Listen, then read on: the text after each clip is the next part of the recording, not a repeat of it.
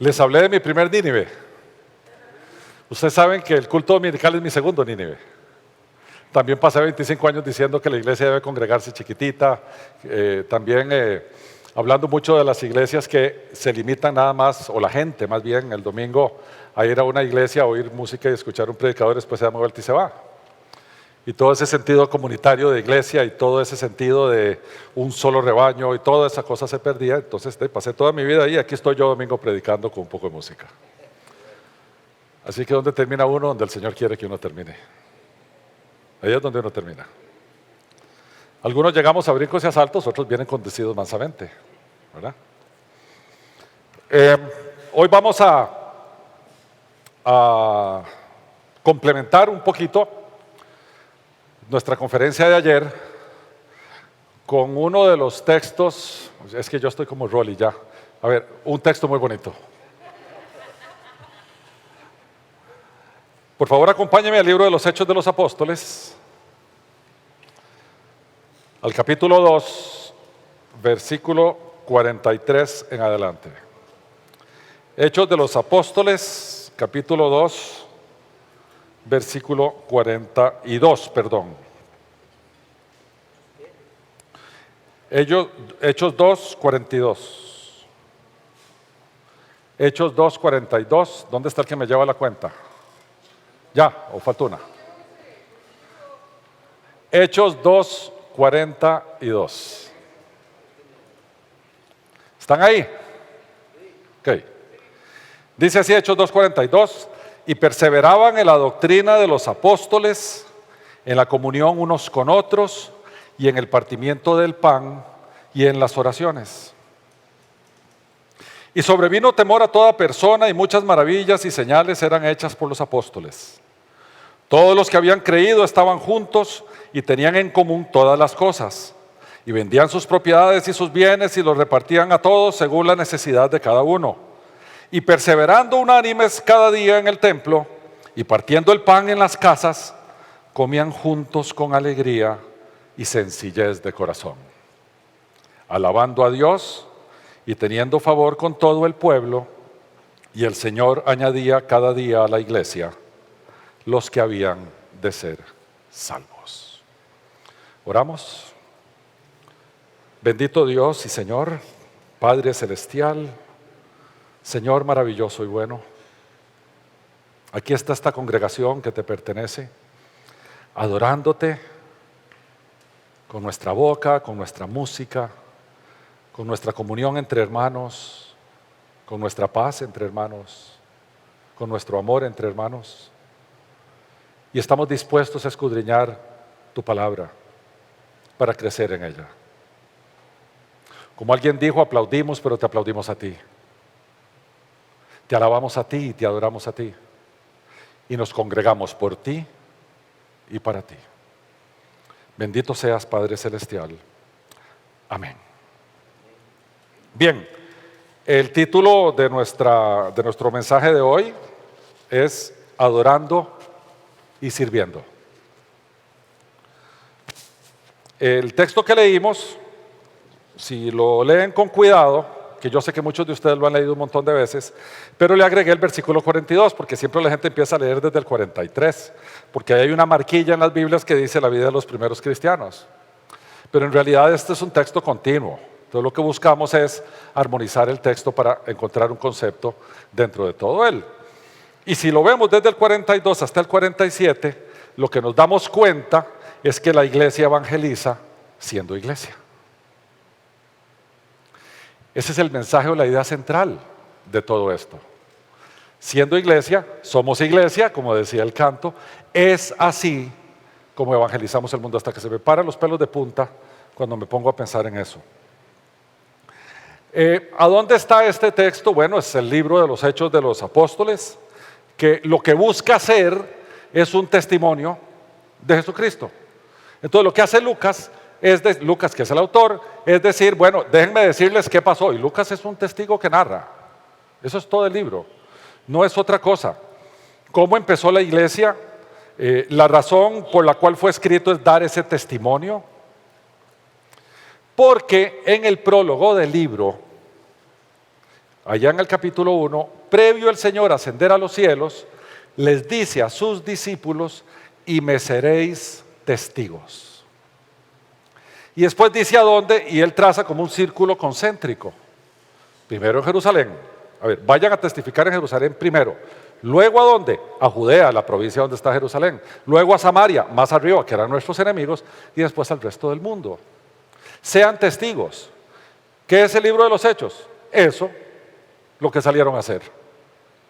Entonces, el prólogo del capítulo 1 de Hechos nos narra todo Hechos. Nos dice, esto es lo que fueron a hacer, y después nos enseña qué fue lo que verdaderamente hicieron. Y resulta que Lucas, si uno quiere de verdad leer esto bien, uno tomaría el Evangelio de Lucas y lo pegaría con el libro de los Hechos de los Apóstoles. Y haría un solo libro. Porque Lucas lo escribe así. Parece ser que había un tipo que se llamaba Teófilo, que según parece era un tipo de mucho honor, porque Lucas le dice excelentísimo Teófilo, y excelentísimo era una forma de honrar a alguien que tiene un alto cargo. Y uno podría especular, porque dice Lucas, ¿sabe? Me fui a averiguar todo esto por todo lado. ¿Quién le pagó a Lucas y quién lo subsidió para que fuera por todo lado a hacer esta investigación? Entonces lo que la gente supone es que Teófilo fue el que sostuvo a Lucas, fue el mecenas, por así decirlo, para que él fuera a hacer la investigación de los evangelios y después hiciera la narrativa de los hechos, que él mismo dice es la continuación. ¿Sabes cómo lo que te dije antes? Y ahora sigue esto. Entonces uno podría leer los dos libros continuamente, inclusive tratarlo como uno si uno así quisiera. Lucas, el autor, resulta que es un tipo bien sofisticado. Él es médico, él es gentil, es el único autor de todas las escrituras que no es judío. Y uno dice, mira, el único. Lucas no era judío, Lucas era gentil. Sin embargo, tenía una altísima educación. ¿Cómo sabemos eso? Por el tipo de griego que él usa en el Evangelio de Lucas y en el libro de los Hechos de los Apóstoles. El tipo de griego que usa él es un griego clásico. No es el griego popular que se usa en el resto de las escrituras, que se llamaba koiné, que era el griego popular. Lucas usa el griego clásico. Bueno, hay otro libro en el Nuevo Testamento donde se usa también el griego clásico. ¿Alguien sabe cuál? ¿Un batazo?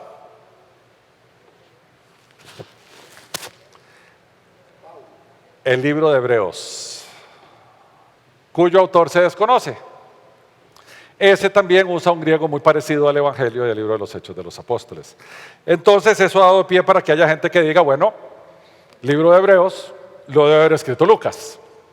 El problema es que el libro de los Hebreos es escrito por un hebreo para hebreos, para que no se comporten como hebreos.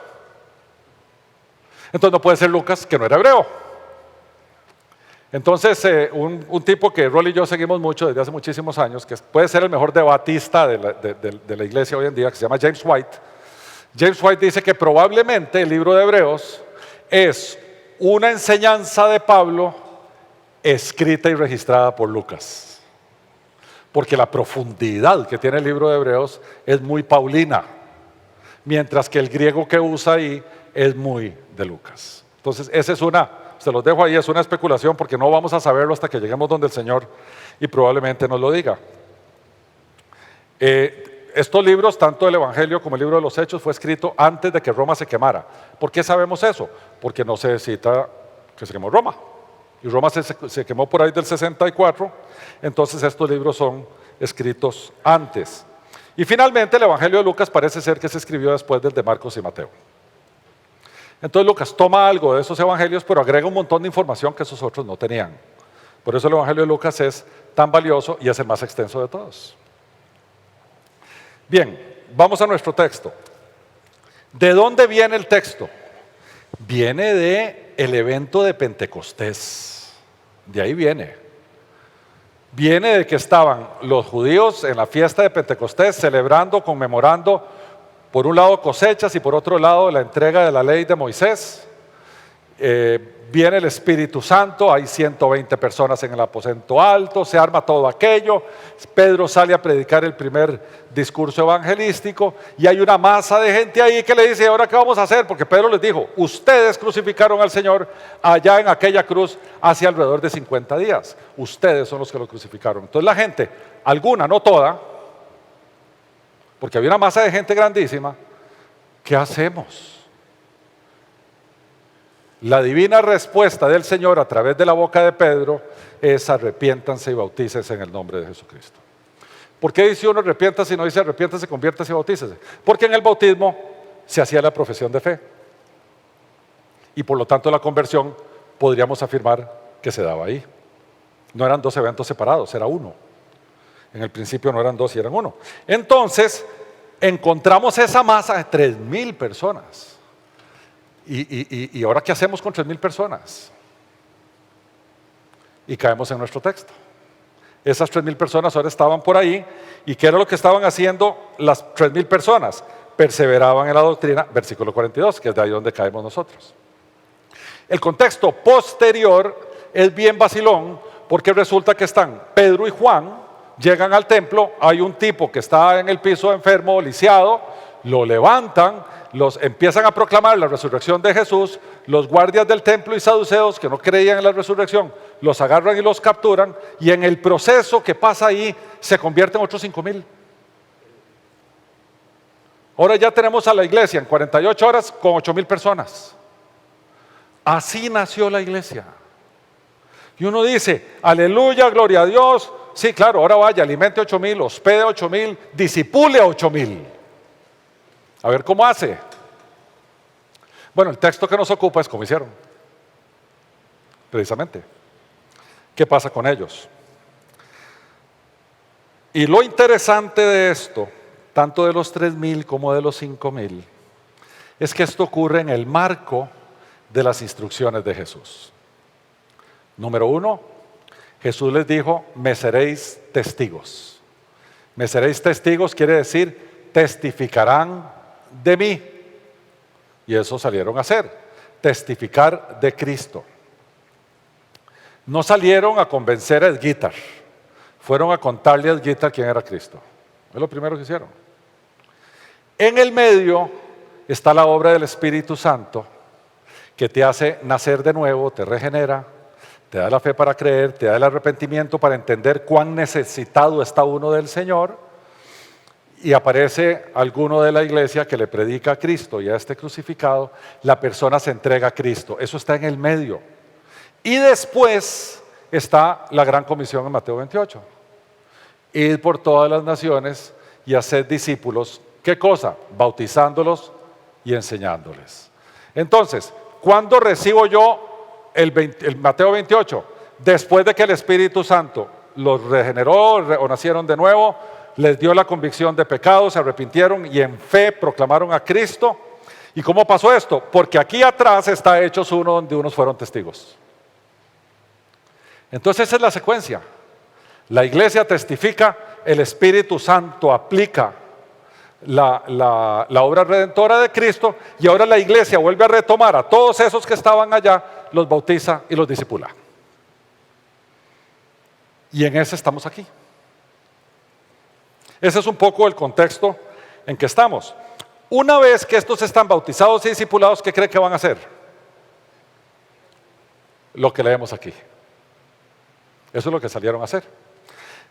Y por otra parte, ellos donde quiera que vean a alguien con hambre, se van a quitar el pan de la boca y les van a dar de comer. Donde vean a alguien que no puede atravesar la calle, van a ir a ayudarlo a atravesar la calle. Porque son la comunidad del pacto. La comunidad del servicio, la comunidad que sirve a otro aunque el otro lo rechace, porque ese es el amor ágape de Dios. Yo te amo no importa lo que hagas conmigo. Yo te amo aunque me rechaces, yo te amo aunque pelees conmigo, yo te amo aunque me insultes, yo te amo aunque me levantes falso, yo te amo aunque me serruches el piso, yo te amo aunque me traiciones. Porque Cristo fue a hacer eso primero, con todos nosotros. Entonces la comunidad del pacto se convirtió en eso, en ese tipo de comunidad. este texto, podemos ver algunos puntos importantes alrededor del texto, de principio a fin, que se los voy a resumir un poquito. Vimos la vida de la iglesia que inicia con costumbres distintas a las que estaban ellos en su cultura acostumbrados. También nos dice que hay señales y milagros porque se requería validar el testimonio de ellos. Entonces se necesitaban obras sobrenaturales para eso. 3, la iglesia compartía de acuerdo con las necesidades de sus miembros. Nos dimos cuenta que la iglesia no solamente se acercaba, sino que ahí mismo ellos velaban por las necesidades de sus propios miembros. Después iban al templo a testificar. Uno dice, pero al templo, pero es que ya ahí se hacen sacrificios y todo. Ahora vamos a ver a dónde, a qué parte del templo iban, pero iban a ser testigos, como les había sido mandado, al tiempo que eran bien compañeros mientras estaban en ese proceso. Y por tanto, su conducta amorosa entre hermanos testificaba de Jesús. Y la gente observaba. Todos observaban. Y dice el texto que alababan y tenían favor con todo el pueblo. Alababan no como Rolly y Joel, sino confesando, piropeando, si se quiere, al Dios de los cielos y a su eterno Hijo Jesucristo.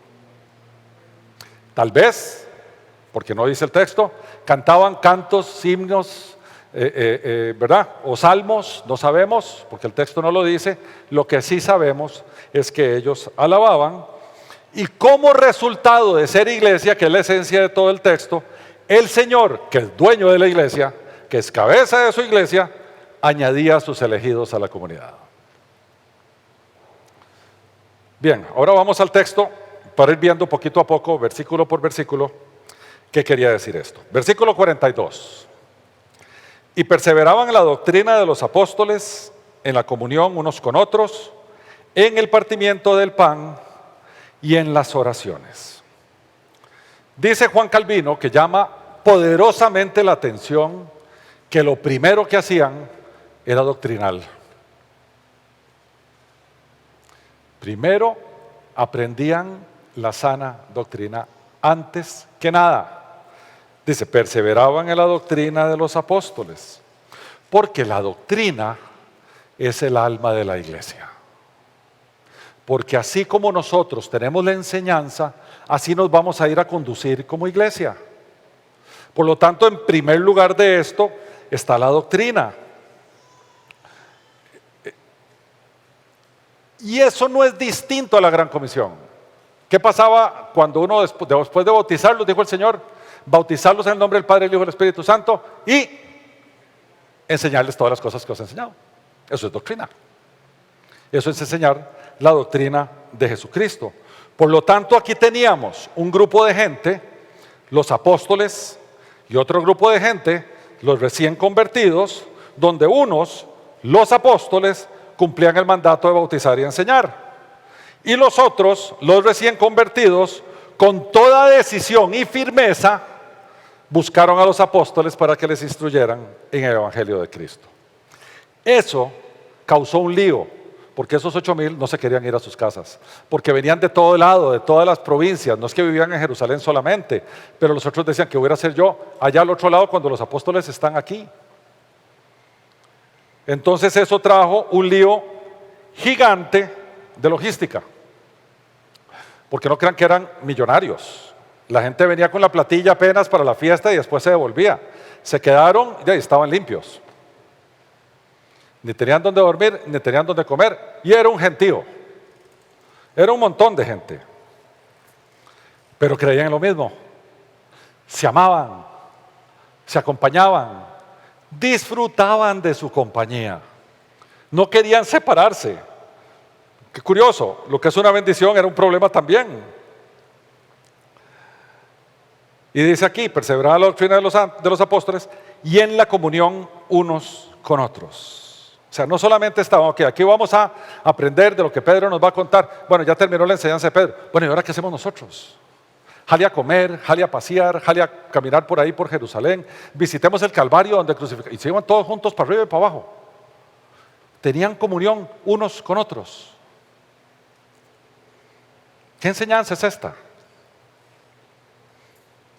Se veían como familia, aprendían juntos, comían al final del día juntos, como hacen las familias hebreas, que la cena es íntima, no invitan a nadie de afuera. Bueno, ellos comían juntos en la noche, porque todos eran hebreos. Por eso decía el partimiento del pan, dice aquí, en la comunión unos con otros, en el partimiento del pan, y van a comer juntitos en la noche. Y en las oraciones. ¿Cuáles oraciones? Bueno, podía ser las oraciones judías, que tenían un montón. Podía ser como dijo el Señor, usted va a orar, se va a meter por ahí calladito y usted ora a mí en secreto y mi Padre que ve en lo secreto te compensará o te bendecirá en lo público. Podía ser así también. O podía ser, como Pedro en algunas ocasiones, oraba públicamente. Independientemente de eso, lo que sí sabemos es que ellos compartían las oraciones. Esto es bien interesante porque al verse en familia, la única forma que uno comparta con alguien que no es familia es haciéndolo familia. Porque en la intimidad de la familia uno no la comparte afuera. Cuando yo, más o menos cada marzo o abril yo salía en un viaje con Lore, todos los años íbamos a viajar. Y muchos amigos nos decían, jale juntos todos y viajemos juntos. Y nosotros decíamos, no, porque esta cosa es íntima. Yo conozco los defectos de ella y ella conoce los míos, y yo le amo sus defectos y ella me ama los míos, pero los de afuera no van a amar los defectos de Lore, que siempre llegaba tarde. Ahora imagínense, jale al viñedo de no sé dónde, salimos a las 8 de la mañana, Lore lista a las 10 de la mañana. ¿Qué iba a pasar con esos? Entonces decidimos nunca viajar juntos con nadie. Las poquitas veces que lo hicimos, yo sabía que la gente estaba furiosa. Entonces dejamos de hacerlo, solo en familia. Cuando los hijos iban, que ellos también les medio, ay pa, de sí, es más. Porque uno es un paquete completo de virtudes y defectos. Entonces, para que alguien nos pudiera entender y viajar con nosotros, tenía que ser miembro de familia. ¿Dónde está Cari? Por allá anda Cari. Cari. Y Belén. Pero es lo mismo ahí. Ellos participaban, estaban juntos. Y nosotros debemos entender que nosotros no compartimos cosas íntimas con alguien que no es familia. No lo hacemos. Porque ¿qué sabemos que va a ir a hacer el otro con lo que nosotros le compartimos? ¿Cómo aplicamos esto a nuestra iglesia? A ver, solo les tengo una pregunta de aplicación. ¿Nos vemos así en nuestras pequeñas comunidades? ¿Somos iglesia, como dice el canto? ¿Somos esa familia íntima que compartimos nuestra intimidad y no aguantamos ni medio con los de afuera? Y si el de afuera quiere participar, entréguese a Cristo, bautícese y venga para adentro. Y lo hacemos familia en un instante.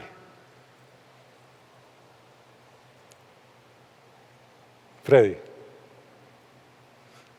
es nuevo miembro de la familia.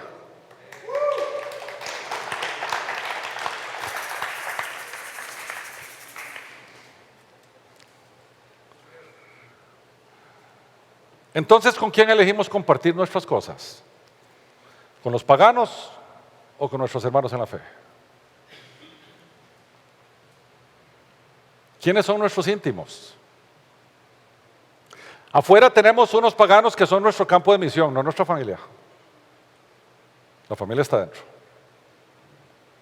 Comportémonos como familia. Sigue el texto, versículo 43. Y dice, sobrevino temor a toda persona y muchas maravillas y señales eran hechas por los apóstoles.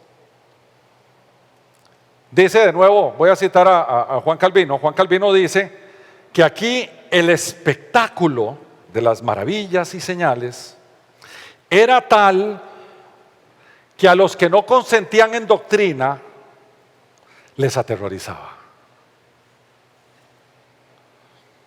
Porque dice que estas señales eran hechas por los apóstoles. Sin embargo, esa misma doctrina es la que preserva la iglesia. Entonces, el temor a toda persona tiene que ver con los no familiares. Porque aquí adentro, Pedro y Juan levantaron al lisiado que estaba ahí, y si yo estaba en iglesia, estaba viendo allá, yo decía, yes, yes, yes, vamos Pedro. ¿Cómo me va a dar miedo? ¿A quién le daba miedo? A los otros que estaban ahí. Y dice, ¿y estos? Con esos poderes y esas señales y esas demostraciones. Entonces aquí viene temor a toda persona, pero donde dice muchas maravillas y señales eran hechas por los apóstoles, vemos cómo la iglesia empezó a poner sus bases, sus cimientos, porque el Nuevo Testamento no estaba escrito. Hoy en día nosotros tenemos la palabra segura, el Nuevo Testamento, que es el testimonio apostólico, lo que los apóstoles testificaron y nos dejaron ahí como base, como cimiento para nuestra doctrina. Ellos no tenían aquello. Entonces el Señor los inspira para que ocurra esta base y les da señales y milagros para que la gente diga, ay, si eso viene de arriba, esto es correcto. Y se fija el testimonio más seguro, que es el que tenemos nosotros hoy. Por eso el tema de maravillas y señales, que era un don de la época, ya no está. Porque ya el fundamento fue echado. Lo tenemos aquí. ¿Que Dios sigue haciendo maravillas y señales? Por supuesto que sí, pero ya no es una persona que tiene el don. Como eran los apóstoles, aquí dice, maravillas y señales eran hechas por los apóstoles. A ellos se le otorgó eso porque eso eran señales que validaban el mensaje, su testimonio de Cristo. Dice, no vayan allá, se los voy a leer. En Pablo en Efesios 2, 19, 22 dice lo siguiente. Así que ya no sois, le está hablando a la iglesia, no sois extranjeros ni advenedizos, sino conciudadanos de los santos y miembros de la familia de Dios.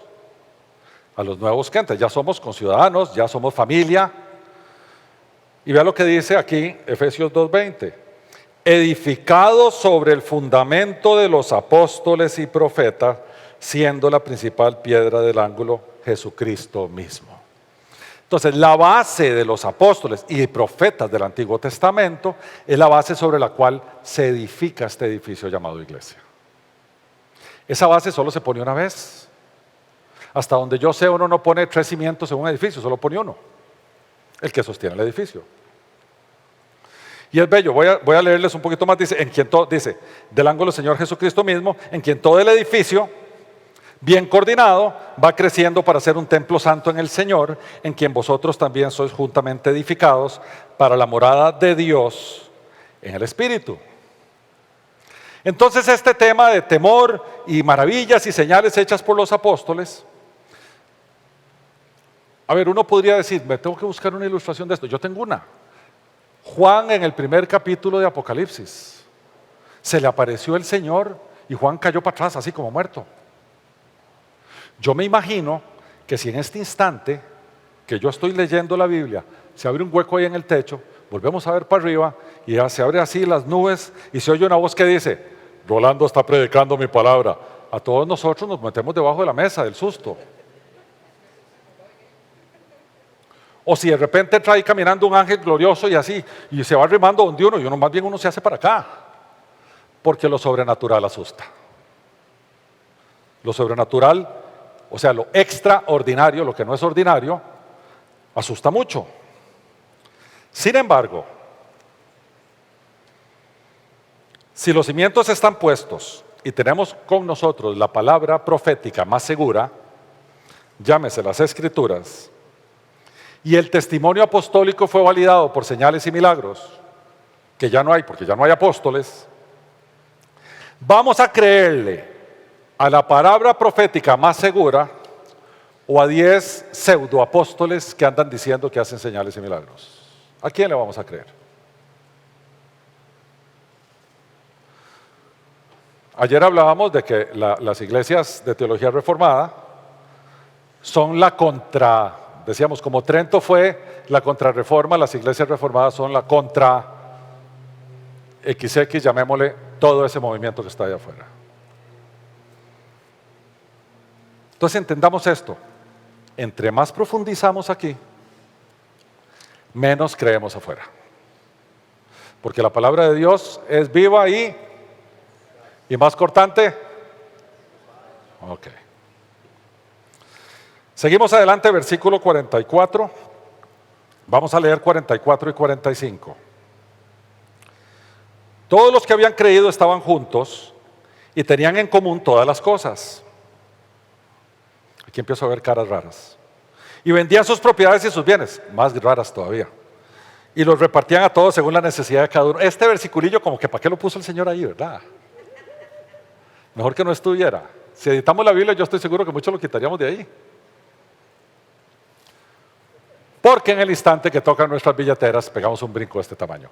Pueden tocar nuestra doctrina, pero no nuestras billeteras. ¿Por qué nos pegan esos brincos? Porque han abusado de nuestras billeteras. Porque allá afuera ir a decir ser pastores equivale a ser ladrón, a ser manipulador, a hacer esto, a hacer el otro. Pero yo no voy a creer lo que dicen allá, yo voy a creer lo que dice aquí. Y aquí la billetera le pertenece al Señor, no a mí. Lo que sí soy es fiel administrador de sus bienes y voy a rendir cuentas cuando llegue allá. Te di esto, para esto, pero hiciste esto otro. Decime por qué. Y yo, mire, ¿qué va a hacer uno? Ahora, este texto no quiere decir que tiene que haber un despojo de riqueza o un despojo de patrimonio.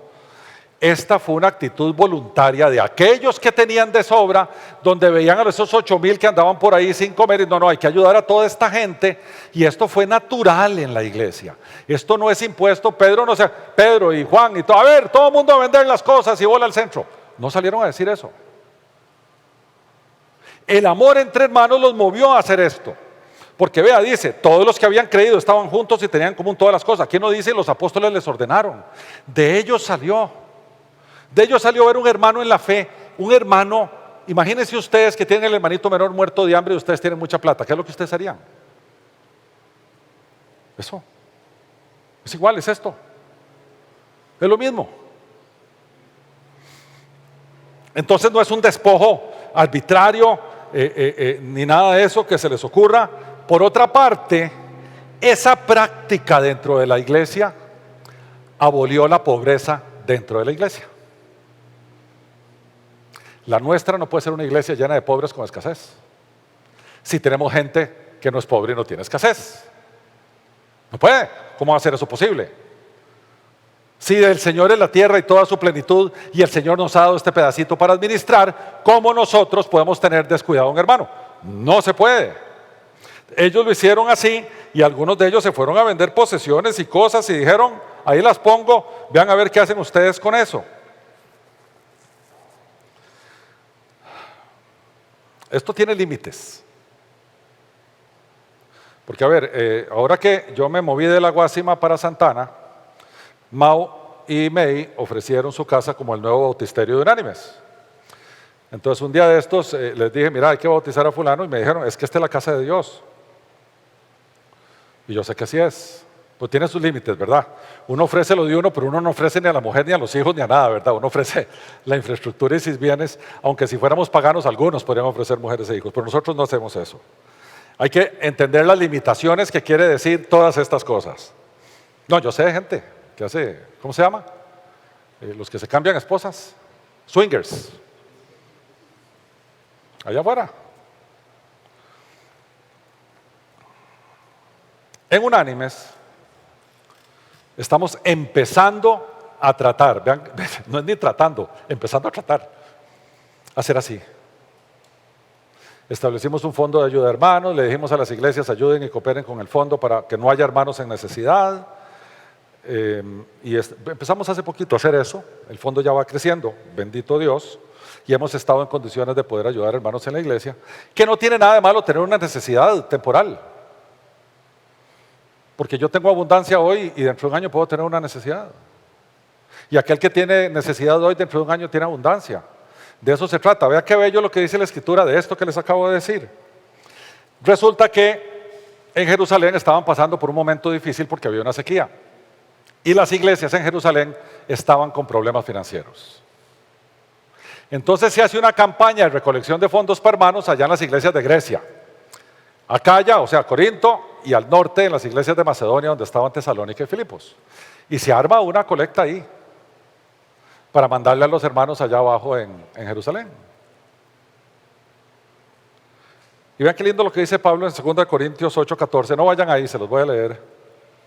Dice, porque no digo esto para que haya para otros holgura y para vosotros estrechez, sino para que en este tiempo, con igualdad, la abundancia supla la escasez de ellos, para que también la abundancia de ellos supla la necesidad vuestra, para que haya igualdad como está escrito. El que recogió mucho, no tuvo más, y el que poco, no tuvo menos. Qué maravilla es la economía del reino. Qué maravilla es la economía del reino. Bueno, y todo este compañerismo y toda esta cosa, ¿a dónde lleva? Versículo 46. Y perseverando unánimes cada día en el templo, y partiendo el pan en las casas, comían juntos con alegría y sencillez de corazón. Iban al templo, pero no a hacer sacrificios, porque ya había un sacrificio ahí. Parece ser que se reunían en los patios del templo, en las afueras, probablemente en un área conocida como el Pórtico de Salomón, donde oraban y alababan, como habíamos dicho antes, disfrutaban en unidad, estaban felices, estaban armónicos, y el pueblo hebreo en aquel momento no era tan hostil, porque esto estaba empezando, las hostilidades vinieron un poquito después. La gente veía, y la gente veía que ellos estaban ahí, que eran compañeros, que se amaban, que estaban en el templo, que predicaban a Cristo, que después iban a pasear juntos y en la noche se iban a comer juntos sin ser familia. Y la gente decía, pero ¿qué es esta cosa? Estos en verdad son diferentes, no son como nosotros.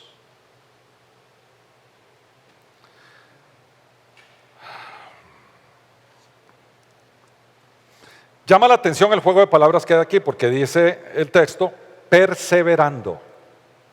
Perseverando quiere decir constantemente. Todo el tiempo ellos estaban unánimes. Homod sumadón es la palabra en griego para unánimes, que después en el latín se derivó en eso, una ánima, un alma. Pero en el griego tiene que ver con una sola intención, una sola misión, un solo propósito, un solo espíritu. Eso quiere decir unánimes.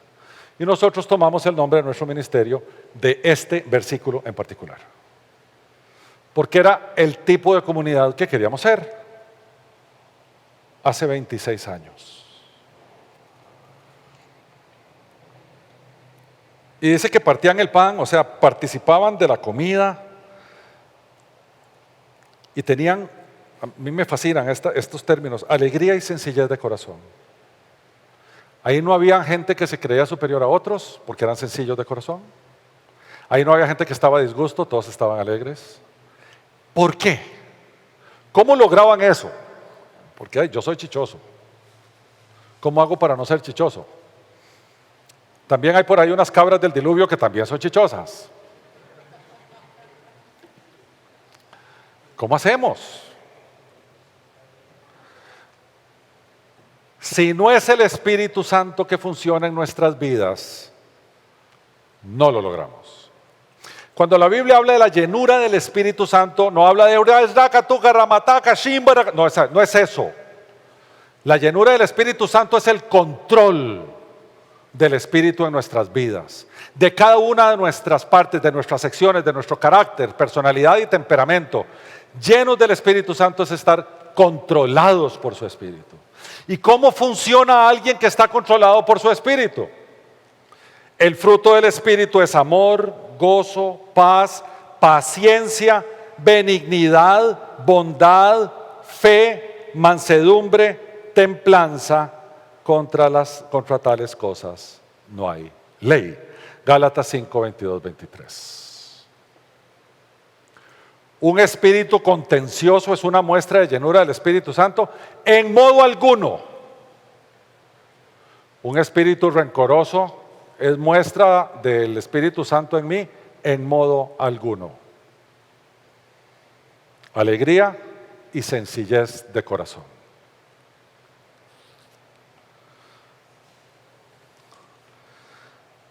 Pero aquí hay algo clave. Ellos iban todos los días unánimes al templo y se dejaban ver. Como he dicho yo en otras ocasiones, no pertenecían al servicio secreto de los cristianos. Que Dios libre la gente sepa. Estos eran cristianos salidos del closet. Se mostraban. Todo el mundo los veía. Esto no era como antes. Yo me acuerdo, hace años, 25, 30 años. De ahí, no era como muy vistillo, ¿verdad? Eso de andar con la Biblia bajo el brazo, le decían los saqueros, porque también andaban con sacos y las Biblias. Y un querido amigo, Pande, me decía que él estaba recién convertido a Cristo y con esas vergüenzas de decir que es cristiano. Y estaba así en la parada de bus, esperando el bus así. Y venía un pandereta, pero rematado por allá, que lo conocía, y le gritó, así como desde 50 metros, ¿quién vive? Y todo el mundo que estaba en la fila así hizo así. Cristo vive.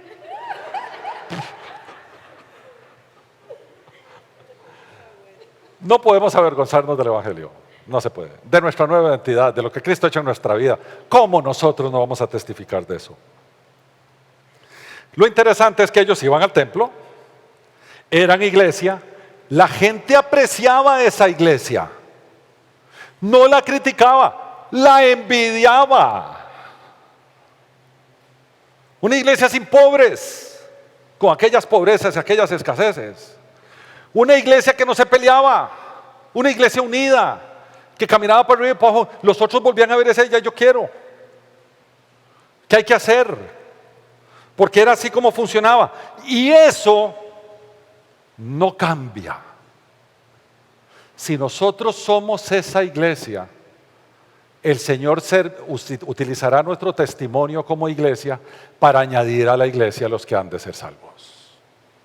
Pero si nosotros somos una iglesia donde nosotros no podemos traer una nueva persona a nuestro grupo, porque ese día va a haber una discusión acalorada, y ustedes saben a qué me estoy refiriendo algunos de ustedes, eso no es iglesia. Nosotros no podemos ser iglesia comportándonos como paganos.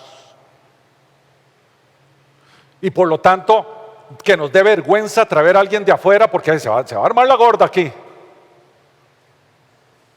Así no es. Así no es. Nosotros deberíamos estar tan orgullosos de lo que tenemos que estamos prestos a traer más gente para que vea las maravillas donde vivimos. La maravilla de mis hermanos, la maravilla de mis compas, la maravilla de mi familia, cómo todos estamos hechos una sola pelota para salir a servir al mundo. Eso es ser iglesia. Ahora ya entienden por qué yo las iglesias dominicales de un poco de música y un predicador y después todo el mundo se va para la casa. Yo no veo en la Biblia ninguna parte donde dice eso. Esas, con el debido respeto a los compañeros pastores, no son iglesias bíblicas. No lo son, porque no son esto. Esto es iglesia.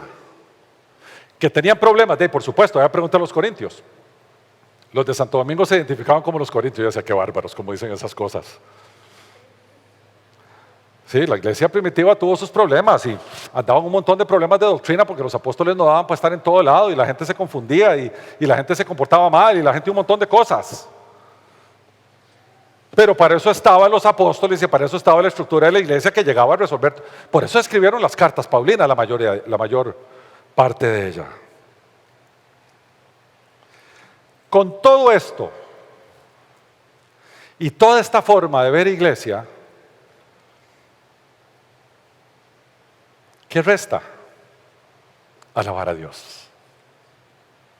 Cuando Dios construye su iglesia de esta manera, su iglesia se regresa donde Él y te dice, santo, santo, santo, precioso Señor, Rey del universo, tuya es la gloria y el honor. ¿Por qué? Porque ve lo que nos hiciste.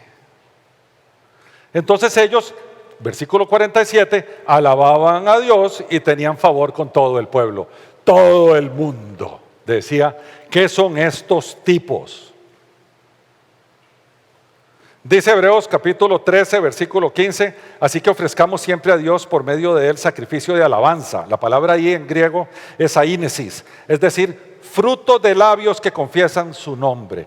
Alabar a Dios es piropearlo, decirle cosas lindas, reconocer su grandeza, entender sus atributos, entender quién es Él, entender el privilegio que le da ese ser gigante a una persona tan pequeñita como yo.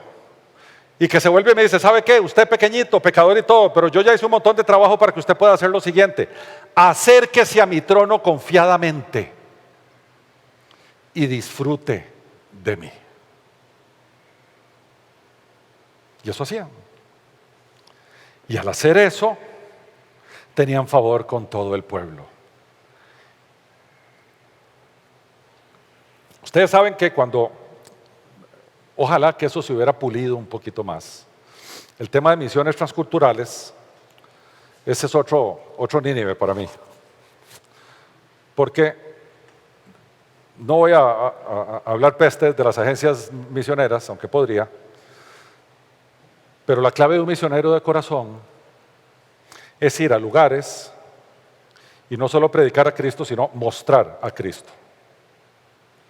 Entonces ellos muestran a Cristo haciendo escuelas, haciendo casas, pintando casas, ayudando a viejitos.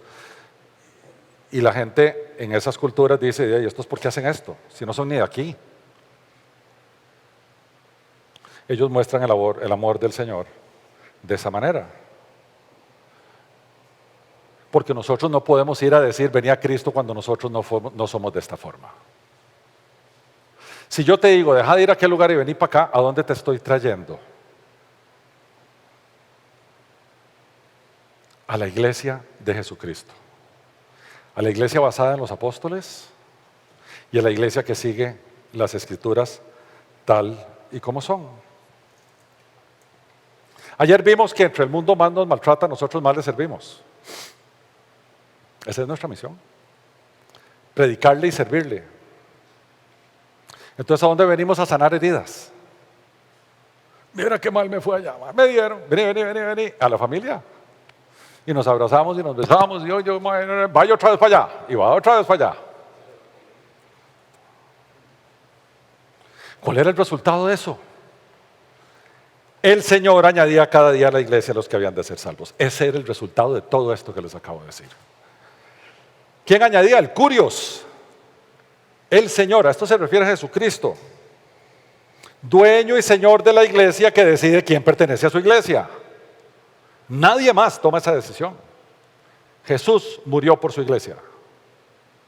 Y el famoso nuevo pacto que nosotros recordamos en la cena del Señor es el pacto aquel donde el Dios Padre Celestial dijo, aquí está la lista de mi iglesia. Y Jesús dijo, Padre, yo me comprometo a morir por ella. Dentro de tal tiempo voy a ir a cargar los pecados de esta. Y el Espíritu Santo, este otro lado, dijo, y a todos los que nazcan a partir de ese momento yo voy a aplicar esa redención.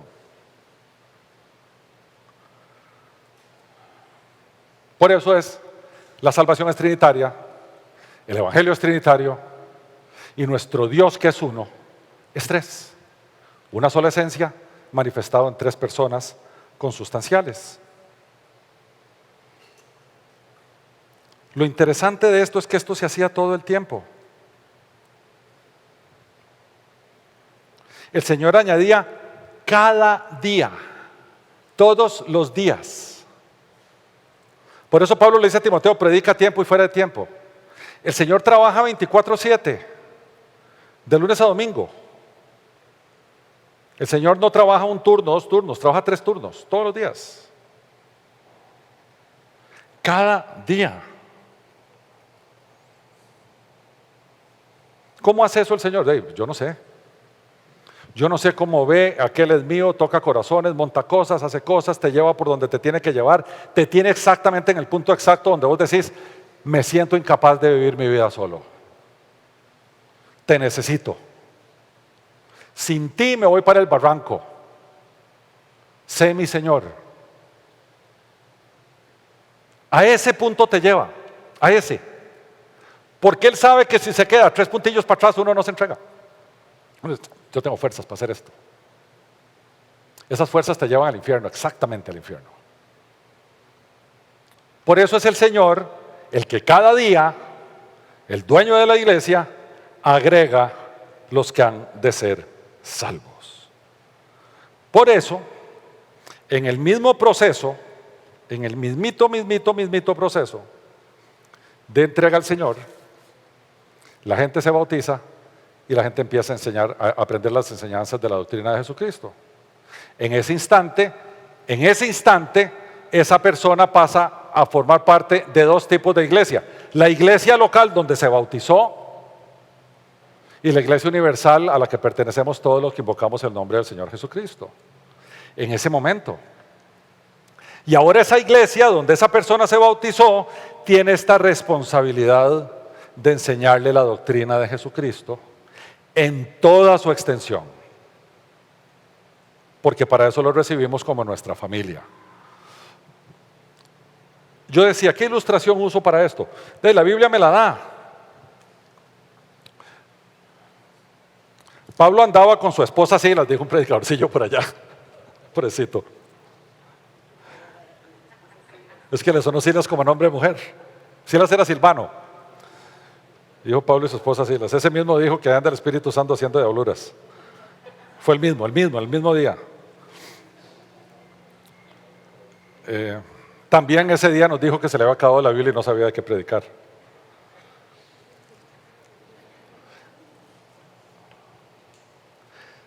No estoy criticando al pastorcito, lo hacía con todo su corazón, su mejor esfuerzo, pero no tenía la preparación suficiente como para alimentar a sus ovejas.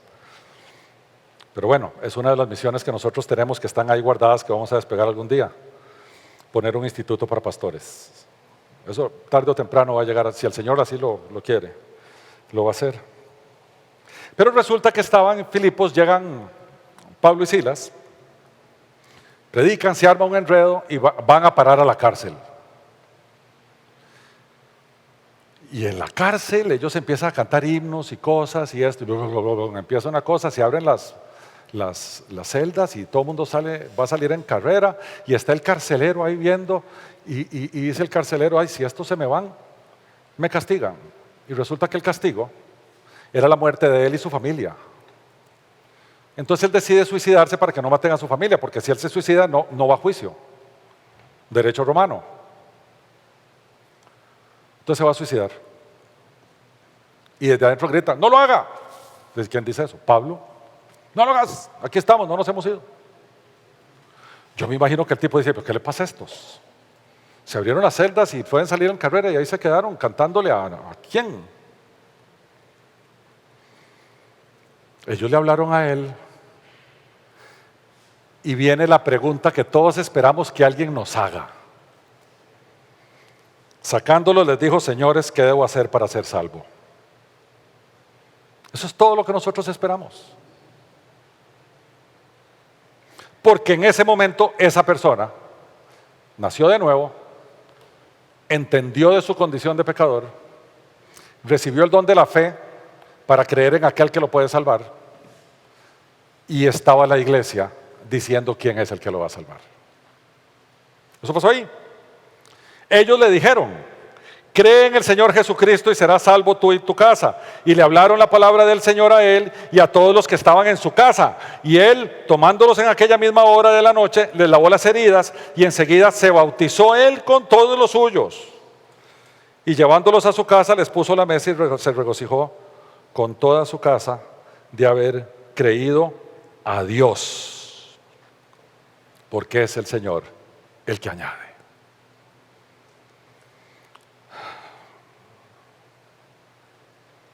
Nosotros tenemos que hacer lo mismo, servir, testificar. El Señor va a añadir a los que añaden, bautizarlos y discipularlos. Nosotros no somos los que elegimos, elige Él. Y una vez bautizados y discipulados hay que salir a servir, porque en nuestro servicio va a haber más que a partir de nuestro testimonio, y eso sigue ese fluir y fluir y fluir, y es el fluir que ha sostenido a la iglesia 20 siglos. Ese fluir. Todo este texto, ¿cómo lo ubicamos nosotros en la historia redentora? Allá en el pico, porque esto ocurre pocos días después de que Jesús muere, resucita y asciende a los cielos. Y vemos cómo este libro, en su enseñanza, nos muestra ese funcionar de la iglesia incipiente. Pero en el mismo texto, cosa curiosa que hemos ido haciendo conforme vamos caminando, nos encontramos la Trinidad, nos encontramos la salvación en Cristo, nos encontramos a Cristo. Vemos un poquito de cómo se forma la iglesia y cuál es la iglesia que el Señor desea. Y allá Pedro en Pentecostés habló de cosas del fin de los tiempos y todo. Hay un montón de doctrinas que uno se encuentra cuando uno rasca así por encimita estos textos y dice, mira, todo está ahí. ¿Cómo hace el Señor para tener así en una cosita pequeñita? ¿Cómo le dijiste, Rolly, de Jesús lloró? En un envase pequeño, que dijo Charles Spurgeon. En un envasito pequeñito, un gran tesoro. Y vean qué interesante. Aquí encontramos profecías del Antiguo Testamento que se cumplen aquí en el Nuevo, no solamente en Jesús, sino que el nuevo pueblo de Dios está conformado por judíos y gentiles. Todo eso está metido aquí. Entonces, como resumiendo ya todo esto que hemos visto, vimos que la vida de la iglesia inicia siendo distinta. Vimos que había señales y milagros de los apóstoles que después cesaron. Vimos que la iglesia compartía de acuerdo con las necesidades de los miembros y testificaba en el templo al tiempo que eran compañeros y se amaban y su conducta testificaba de Cristo. Alababan y tenían favor con la gente no rechazaba. Yo me acuerdo donde yo nací como cristiano en la iglesia bíblica de Zapote, los domingos la gente parqueaba en las entradas de los garajes de los vecinos y los vecinos venían a quejarse y los vecinos estaban deseando que la iglesia se fuera de ahí. Eso es tener gozo con todo el pueblo. O había que meterle a la mixer el volumen de esta carambada para que se despertaran todos los que estaban durmiendo las borracheras del sábado y después vinieran a odiarnos porque había una iglesia. Eso es tener gozo con todo el pueblo.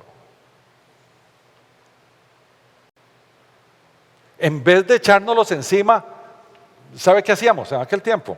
Yo era líder del ministerio de varones y se nos ocurrió una vez al mes llamar a todos. Yo no sirvo para eso, pero venía gente con las cajas de herramientas y todo. Yo no puedo darle vuelta a un bombillo, pero la mayoría de hombres sí. Entonces nos poníamos de acuerdo, nos íbamos a unos lugares cercanos ahí donde había gente de escasos recursos, tocábamos puertas y ofrecíamos arreglar casas. Vea, aquí venimos, ¿cómo está su techo y cómo está esto? Y me acuerdo una viejita que dijo, yo tengo tantas goteras que aquí la casa parece un río cuando llueve. Le cambiamos el techo. Bueno, no hace mucho Unánime le construyó una casa a una señora, completa. No hace mucho. Ahí Juan Carlos Araya metió alma, vida y corazón a ese proyecto. Y le construimos una casa completa. Le botamos una y levantamos otra.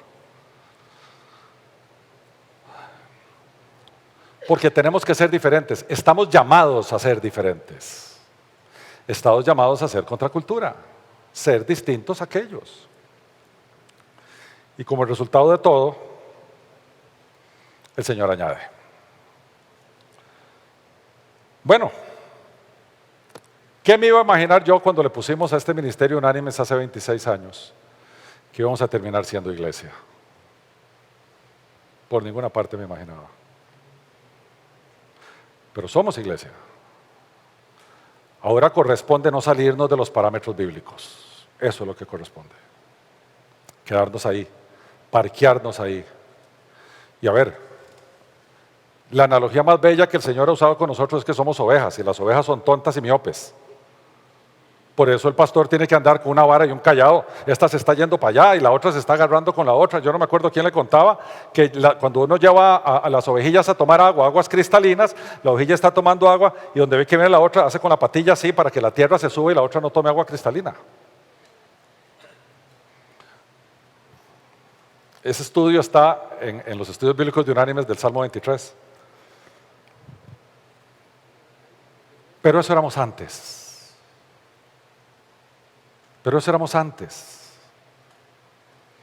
Ahora nuestro trabajo es ser la iglesia que Cristo quiere que seamos. Y cuando juntamos lo de ayer con lo de hoy, Esto es guerra y cómo nosotros tenemos que salir al campo, no a batallar contra aquellos, sino a servirles. La única manera que nosotros hagamos eso es siendo la iglesia de Jesucristo. Es la única forma. Y si ustedes creen que los pastores o los diáconos tienen esa obligación, déjenme decirles que no. Porque resulta que los pastores y los diáconos, los oficiales de la iglesia, nuestra labor es perfeccionarlos a ustedes para que ustedes hagan la obra. ¿Tienen duda? Efesios 4:11 se los voy a leer. Él mismo constituyó a unos apóstoles, a otros profetas, a otros evangelistas, a otros pastores y maestros. ¿Para qué, Pablo? A fin de perfeccionar a los santos para la obra del ministerio, para la edificación del cuerpo de Cristo. ¿Hasta cuándo, Pablo, hay que hacer eso? Hasta que todos lleguemos a la unidad de la fe y del conocimiento del Hijo de Dios, a un varón perfecto, a la medida de la estatura de la plenitud de Cristo. Entonces, mis queridos hermanos y amigos, entendiendo esto, nosotros evangelizamos siendo iglesia. Oramos. Bendito Señor, primero te damos gracias, infinitas gracias, por hacernos formar parte de la iglesia. Tu iglesia existe porque tú moriste por ella. Tu iglesia existe porque tú te gozas en ella. Tu iglesia existe porque somos todos aquellos que queremos parecernos a ti. Tu iglesia existe porque tú eres glorioso y deseas que nos gloriemos contigo. Que esta palabra predicada hoy, Señor, nos cambie. Que esta palabra predicada hoy, cuando salimos de aquí, nos revisemos qué parte de todo esto no somos. Y tu Santo Espíritu nos redarguya, nos llame la atención y nos dé la fuerza para cambiar. Solo tú puedes, Señor.